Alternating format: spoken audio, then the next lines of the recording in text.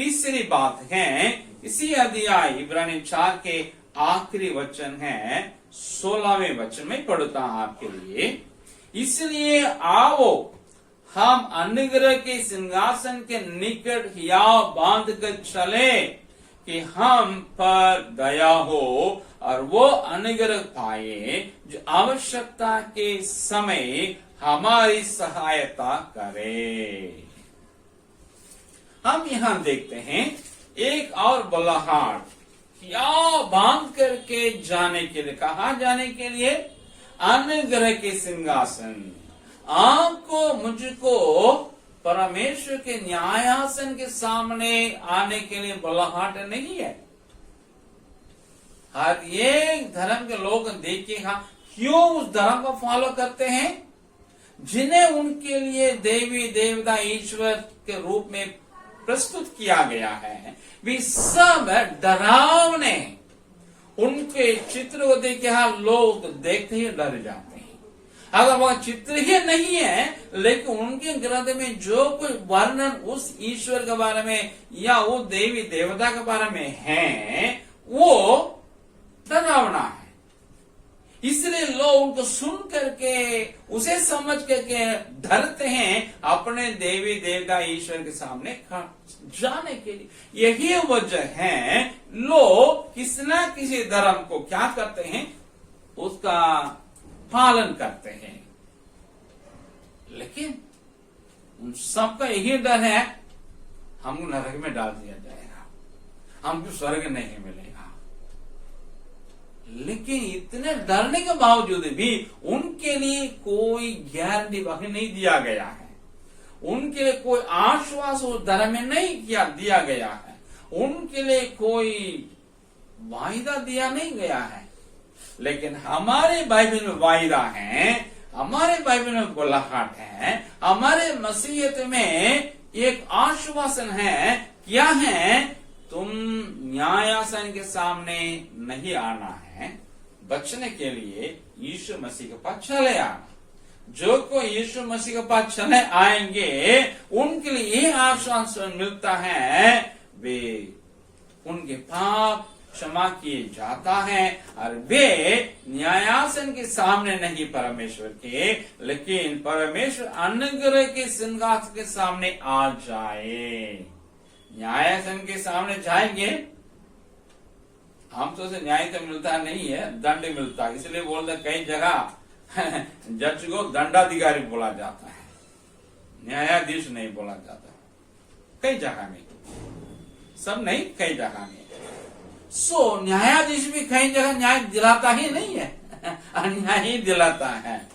क्यों? वो इंसान है, वो ईश्वर नहीं है।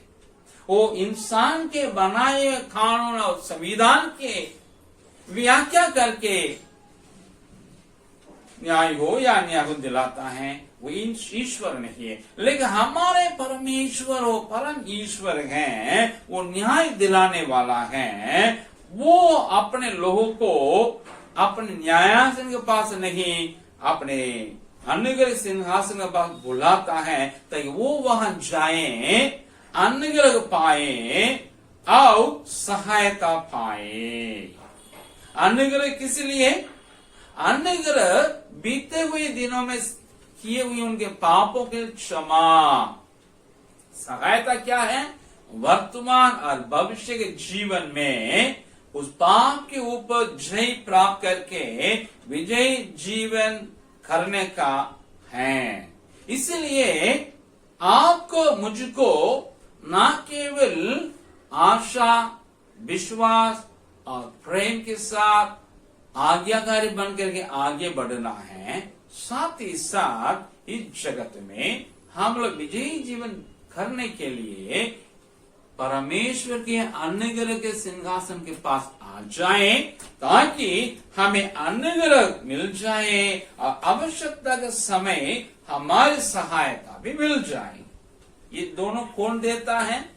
यीशु मसीह। 15वां वचन में लिखा है, हमारा ऐसा महायाजक नहीं जो हमारी निर्बलताओं में हमारे साथ दुखी ना हो सके, वरन वो सब बातों में हमारे समान फरका तो गया, तो भी निष्पाप निकला, इसलिए आवो। पुराने नियम में इस अनुग्रह के सिंह पास जाने के लिए भी सबको बुलाहट नहीं था। इजरायली लोग एक तंबू को खड़ा करना था परमेश्वर के लिए, बाद में वो पक्का भवन में तब्दील हुआ। दोनों में बात यही है, आंगन में सामान्य लोग आया करते थे और वहां एक वेदी होती थी, उसमें जानवर को बलि दिया जाता था। उस लहू से लोगों का पाप क्षमा होती थी। उसको लेकर के याजक पवित्र स्थान में जाया करता था, लेकिन उसके आगे एक जगह था पवित्र, महापवित्र स्थान, उसमें याजक नहीं महायाजक ही जाया करता था।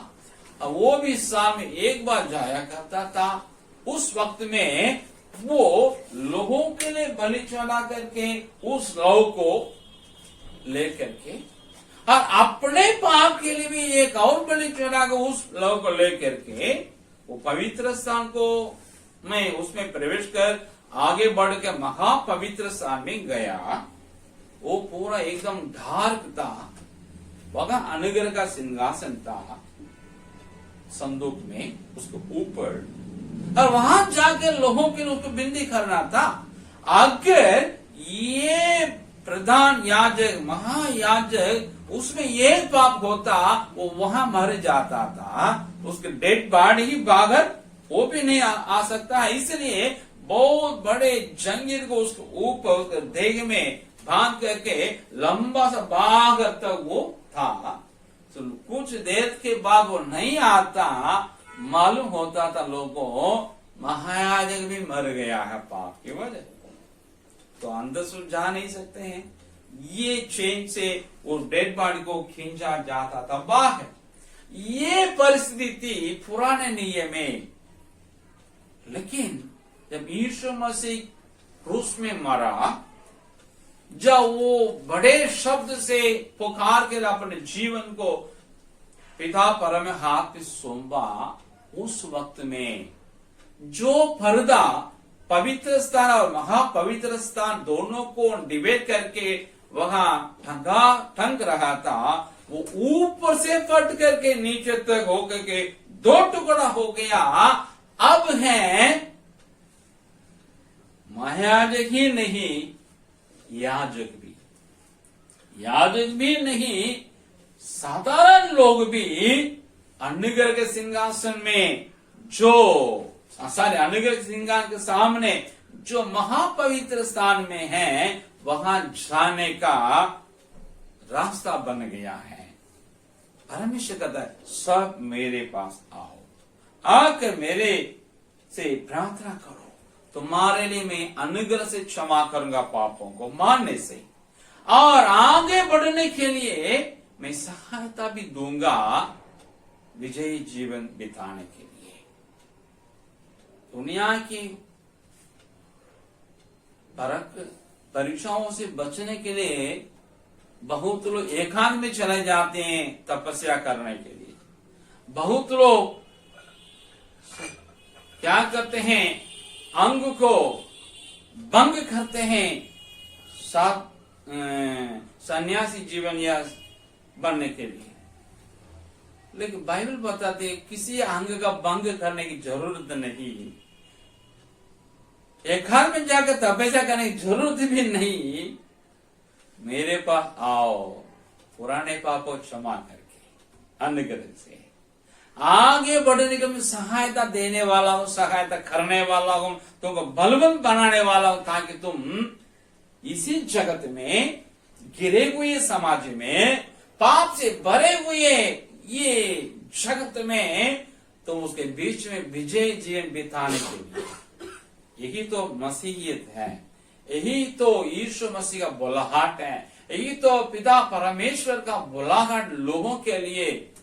इसलिए प्रियो, आप और हम जब यीशु मसीह के पास आए, जो आपके समान मेरे समान हर बातों में फर्क आ गया है, हर परीक्षा में गुजर के गया है और आखिर वो निष्पाप भी निकल गया है, तो उसको पता है, उसको समझ है, आप और हम जहां कहीं फरके जाते हैं, किन परीक्षाओं से हम घेरे जाते हैं या गिरे हुए हैं, उसमें जय प्राप्त करने के लिए, विजय प्राप्त करने के लिए यीशु मसीह के द्वारा पिता परमेश्वर हमें अनुग्रह देंगे और सहायता भी करेंगे। इसलिए आपको डरने के नहीं, पिता परमेश्वर के पास आने के लिए यीशु मसीह हमारे लिए रास्ता तैयार कर दिया, हिया बांध करके आशा के साथ आइए और यीशु मसीह आपको हेल्प करेंगे, आपको अनुग्रह देंगे, कृपा करेंगे परमेश्वर, आप जीवन बिताएंगे। और बाइबल बताती है आप और हम जीवन से बढ़कर बुलाए हुए हैं।